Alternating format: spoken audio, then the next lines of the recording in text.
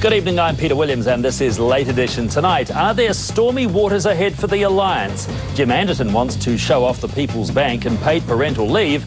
The rank and file want to know why the party's supporting the war. Also tonight, even more reason for Christchurch people to feel pretty good about themselves. Their city is apparently the best run in the world. But leading Late Edition, the Alliance. Leader Jim Anderton has two big wins under his belt on the eve of addressing party faithful at the Alliance conference this weekend. Jim Anderton's driving passion, the Kiwi Bank, and Lila Harry's push for paid parental leave both saw fruition this week. But is it too little, too late for some rank-and-file Alliance supporters who are urging their party to step out from Labour's shadow? Hannah Belcher reports. We don't want your dirty war!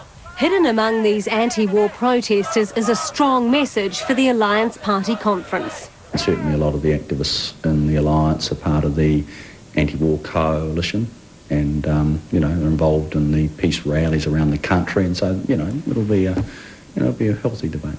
Some Alliance supporters are unhappy with their leaders for going along with the government's support for the bombings in Afghanistan. The party membership has a right to a view. The party leadership in a parliamentary sense has a right to make decisions under the circumstances that they're called on to make decisions. This weekend, the party will unveil its new look logo and its election policy plan. And while Jim Anderton's also got some Alliance wins to rave about, paid parental leave and the launch of Kiwi Bank, I think the Alliance is in a very strong political position. The Alliance membership will be asking why Labour's hogging all the glory and why their leaders appear to be towing the government's line. On Wednesday, Lila Harry's paid parental leave scheme was overshadowed by the Tariana Turia saga. The Associate Minister did not declare a conflict of interest to me because one did not exist. And the Prime Minister wasn't that enthusiastic about Kiwi Bank, another Alliance achievement. It's a name. The bank's a winner with Alliance voters, but there are rumblings over the Anderton style of leadership. People can't disagree with him without attacking him personally. That's the choice that we've sometimes had to make. Throughout this term in government, Jim Anderton has worked hard to portray the Alliance as a responsible junior coalition partner that doesn't rock the boat.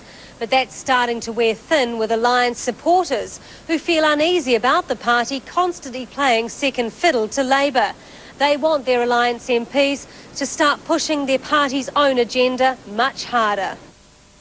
And with me now, the Alliance President, Matt McCartan, and also political commentator Chris Trotter. Good evening to both of you. Matt McCartan, do you have a problem looming here over the weekend? The rank and file pretty grumpy, particularly about the Alliance parliamentary wing's support for the war. Well, I think that came as a bit of a surprise, I think, to most sort of people in New Zealand about how quick it was. I don't think that anyone saw it coming. The war came quickly or the support came quickly? No, the resolution to go to Parliament sort of came very quickly.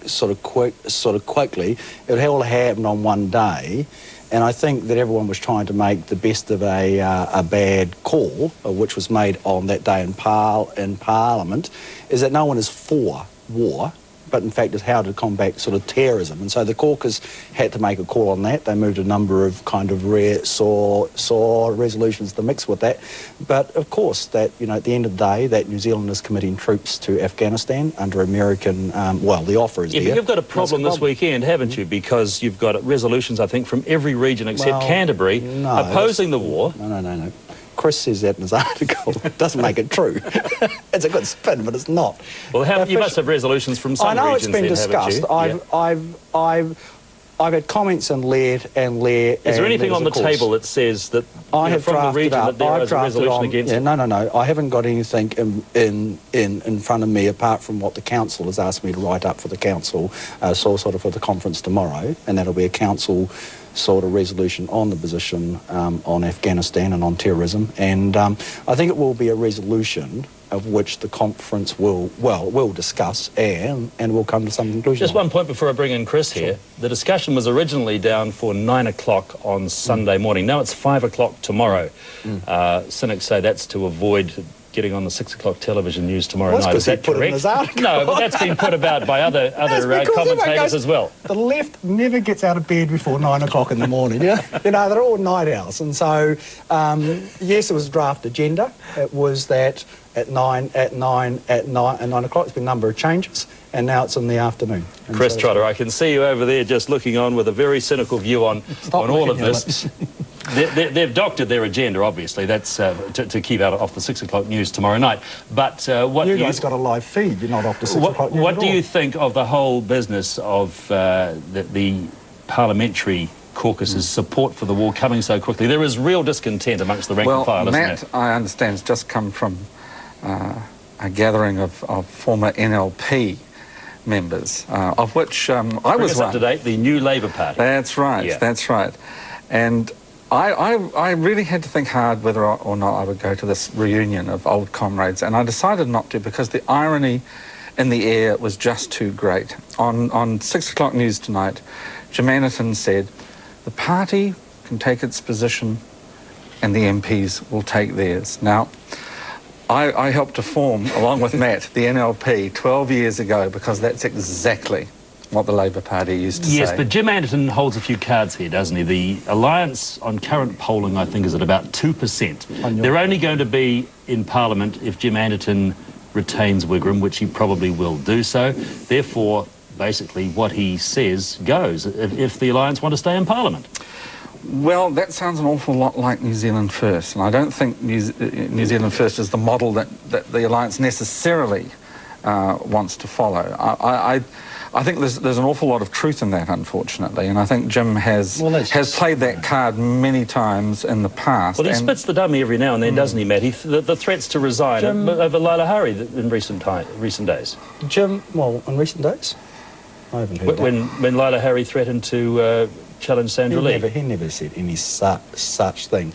Is that Jim is, you never die wondering what side that Jim takes on any position. The government's made a position, and that he will put that case. The party's going to discuss a party position, and it will take its position in the weekend.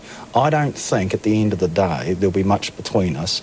Is that what you actually have is that, as Chris would know, the left are very robust. They like good, hard debates, and we'll debate it all through the weekend. But won't be just this issue. There's a whole question of the jobs and what the hell is the alliance going to do over the next 12 months to imprint its decisions on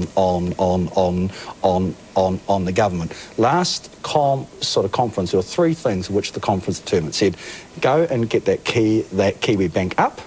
Don't come back to the conference without it up. Get the paid parental leave up. We want 12 weeks. We don't want 8. We don't want 6, what Labor wants. We want 12. And the third thing is we want real progress on jobs. Those are the three things which the conference said to our MPs last year, and they come to this year and say 3 out of 3. It's not bad. But Chris, overriding all that is going to be the alliance's support for the war, isn't it? Yeah, I mean, the equivalent that I would offer really is Richard Prebble voting for a higher income tax. I mean, the alliance does not vote in favour of American bombs dropping on an impoverished country like Afghanistan. And the fact that it did, I fully accept Matt's case. Labor gave them very little time to think about it. It was a case of procedural confusion, actually, on the floor of Parliament. I think if the alliance had been given more time, they would not have taken the position that they took. But really, you know, this should be reflexive, if I can use that word, on the part of the alliance. They should not be voting for this. So what sort of resolution do you think is going to emerge from this weekend? I think it's going to show all the craft of Mr. McCartan and Mr. Anderton. That's what I think. Matt McCartan and Chris Trotter, thank you for your time this evening. Two other news now. Tariana Turi has had a week in the hot seat, and it's not over yet. There are new claims today that she's interfered in the justice system and demands from an ACT MP that charges be laid by the Solicitor General. Stephen Frank says the minister's been scandalising the court. Lisa Glass with the latest. It's been a tough week for Tariana Turi, tight-lipped today after a lambasting for personal